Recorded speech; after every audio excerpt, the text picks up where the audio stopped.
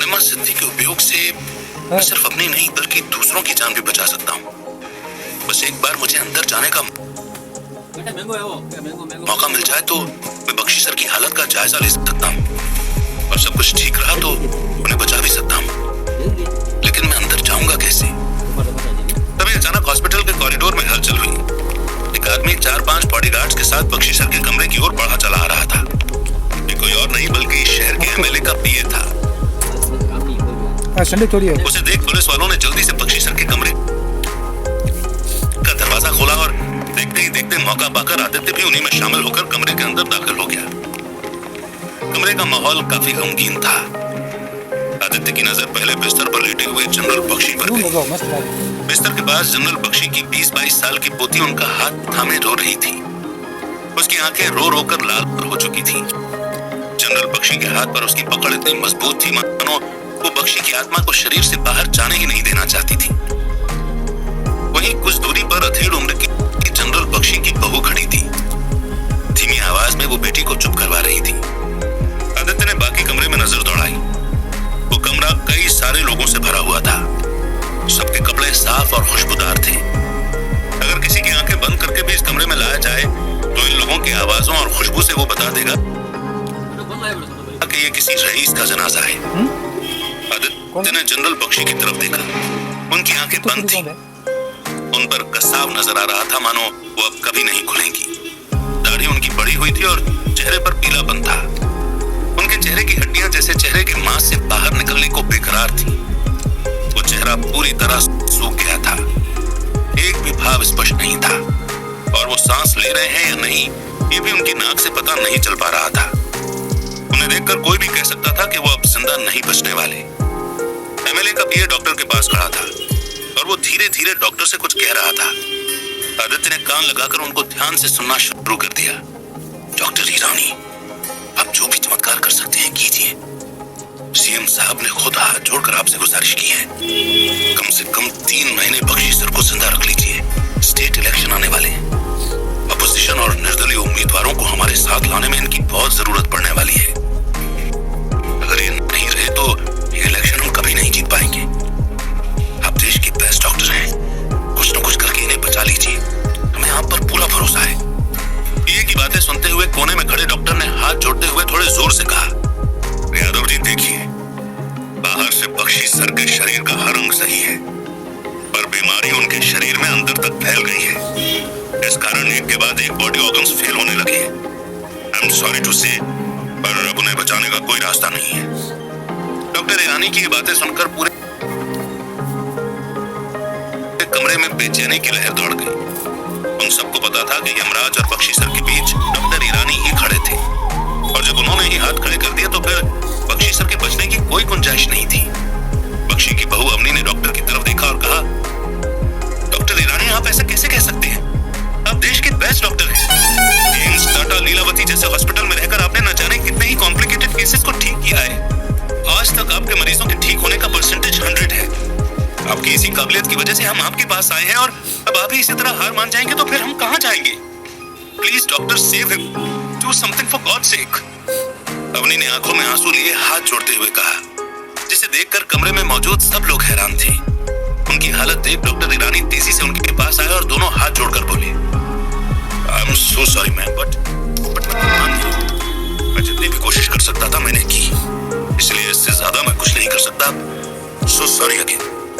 सबके मुंह उतर गए। किसी ने भीड़ में से कहा, अब लगता है कि हमें आखिरी समय का इंतजार करना चाहिए और उसकी तैयारी कर लेनी चाहिए।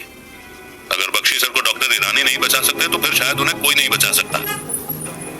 ये सुनते ही कमरे में मौजूद लोग फूट फूट कर रोने लगे और एक कंपाउंडर के जरिए ये बात हॉस्पिटल के बाहर तक पहुंच गई। और बख्शी सर को चाहने वाले जो पिछले 1 हफ्ते से हॉस्पिटल के बाहर खड़े थे, कपड़े फाड़ कर रोने लगते। कमरे में मौजूद सभी लोग ये बात मान चुके थे कि बख्शी सर अब कभी नहीं उठेंगे। यही सोचकर एक हॉस्पिटल स्टाफ ने बख्शी सर के चेहरे को ढक दिया। आदित्य समझ चुका था कि बख्शी को बचाना मतलब किसी बड़ी चीज पर अपना हाथ रखने जैसा है। आगे जाकर उसे अपने परिवार की मौत का बदला सबसे लेना है। और ऐसे समय में बख्शी सर जैसा आदमी और उनकी फाइटिंग टेक्निक्स उसके बहुत काम आ सकती हैं।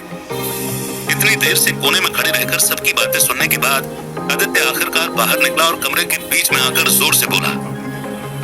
जहां एक तरफ बीमारियां शरीर के अंदर रहकर शरीर को खोखला और कमजोर करती हैं, उसी तरफ बाहर ईरानी जैसे नासमझ डॉक्टर भी हैं जो अपने मरीजों को मरने के लिए छोड़ देते हैं। अचानक कमरे में रोने की आवाज बंद हो गई और सिर्फ आदित्य की आवाज ही गूंज रही थी। अपने आप को नासमझ डॉक्टर कहलाते हुए डॉक्टर ईरानी का पारा चढ़ गया और वो बोले, क्या कहा तुमने मुझे? नासमझ डॉक्टर? तुम्हें होश है बच्चे? तुम किससे बात कर रहे हो? डॉक्टर ईरानी कमरे में और आगे आ गए। सब लोग जानते थे कि डॉक्टर ईरानी का पूरे शहर में कितना सम्मान था। यहाँ तक कि बख्शी परिवार के लोग भी उन्हें बहुत इज्जत के साथ ट्रीट करते थे। उनके जन्मदिन पर तोहफे आते थे और बख्शी सर की फैमिली के हर फंक्शन पर डॉक्टर ईरानी इनवाइटेड रहते थे। उनसे एक जवान लड़का इतनी बदतमीजी से कैसे बात कर सकता था? लेकिन आदित्य के शब्दों ने सबको हैरान कर दिया था। वो आगे बोला, डॉक्टर क्या मैं आपकी स्किल्स पर सवाल नहीं उठा सकता? मेरे ख्याल से तुम फेमस नहीं, एक हारे हुए डॉक्टर हो। बख्शी सर की मौत तुम्हारी हार से ज्यादा कुछ नहीं। आदित्य आगे कहता है, बख्शी सर की जिंदगी अभी खत्म नहीं हुई है। उनकी लाइफ में अभी 5 साल और बचे हैं और आप कह रहे हैं कि उन्हें भगवान भी नहीं बचा सकता। ये तो आपकी नासमझी और मूर्खता को ही दर्शाता है। आदित्य की बात सुनकर एमएलए की पीए को भी गुस्सा आ गया और उसने जोर से चिल्लाकर कहा, आखिर तुम हो कौन? क्या मजाल है तुम्हारी कि तुम डॉक्टर ईरानी पर शक कर रहे हो? अगर उन्होंने कह दिया कि बख्शी सर नहीं बच सकते तो शायद वो सच होगा। तुम हो कौन? कोई डॉक्टर हो या फिर भगवान? बोलो। इतनी जोरों की आवाज सुनकर बाहर खड़ी सिक्योरिटी और पुलिस अंदर आ गई और उनके पीछे पीछे गेट के बाहर की सारी भीड़ भी धीरे धीरे कमरे में बढ़ने लगी। बात बस इतनी सी है कि मैं कोई नासमझ डॉक्टर नहीं हूँ और भगवान कहलाऊं इतना घमंड मुझ में नहीं है।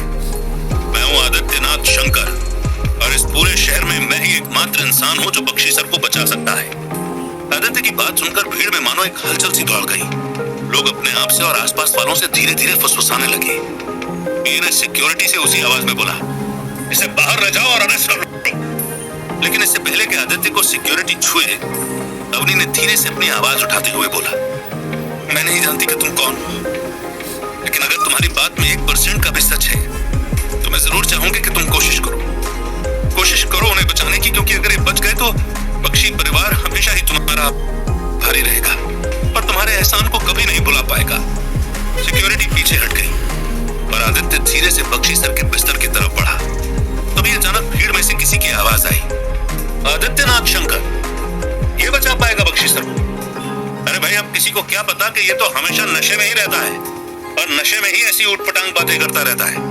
आदित्य बीच में ही रुक गया और उसने पलटकर भीड़ की तरफ देखा। सूट के कॉलर को ठीक करते हुए निखिल अग्रवाल भीड़ में से बाहर आया। निखिल अग्रवाल महंगे कपड़े, सोना और घड़ी पहने हट्टा कट्टा और दिखने में बेदिल था। अगर वो किसी सड़क से गुजरता तो लड़कियों का दिल उस पर लुटाना आम बात थी। निखिल सिंघानिया फैमिली के काफी क्लोज था, जिनकी कंपनी में आदित्य काम करता था और जहां उसके झगड़े और बिहेवियर को देखकर उसे अभी अभी निकाला गया था। जिस तरह उसने आगे आकर आदित्य को देखा, मानो वो आदित्य को दूध में से मक्खी की तरह निकालकर बाहर फेंक देगा। आदित्य ने निखिल की तरफ देखते हुए कहा, निखिल अग्रवाल, सही पहचाना तुमने। याद है मैंने कहा था दुश्मन हमेशा मिलते हैं? कमरे के बाहर भीड़ का जमावड़ा बढ़ने लगा और ऐसा लग रहा था मानो सिटी हॉस्पिटल के 3रे माले पर कोई फिल्म की शूटिंग चल रही है। आदित्य को याद था कि पिछली जिंदगी में वो इंसान निखिल ही था जिसने एक पार्टी के दौरान नशे की हालत में उसे बियर में मिलाकर कुछ पिलाया था, जिसकी वजह से उसके दिमाग में क्लॉटिंग्स हो गई थी और वो पागल जैसा बर्ताव करने लगा, जिसकी वजह से उसे कंपनी से भी निकाल दिया गया था। निखिल किसी चालाक लोमड़ी से कम नहीं था, जो चेहरे पर तो बहुत मीठा बोलता था लेकिन पीठ पीछे खंजर घोंपने में भी परहेज नहीं करता था।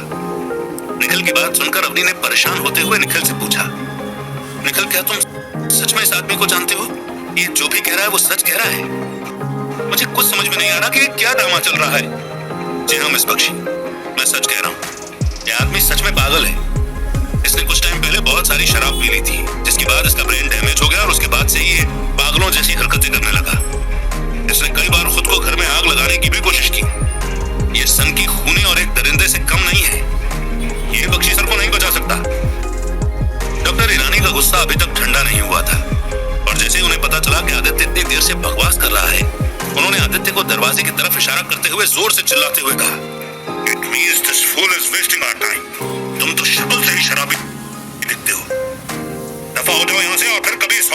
आसपास भी दिखाई दिए तो अरेस्ट करवा दूंगा। फिर मिस्टर बख्शी का तो पता नहीं, लेकिन तुम जेल में खुद को नहीं बचा पाओगी, समझे?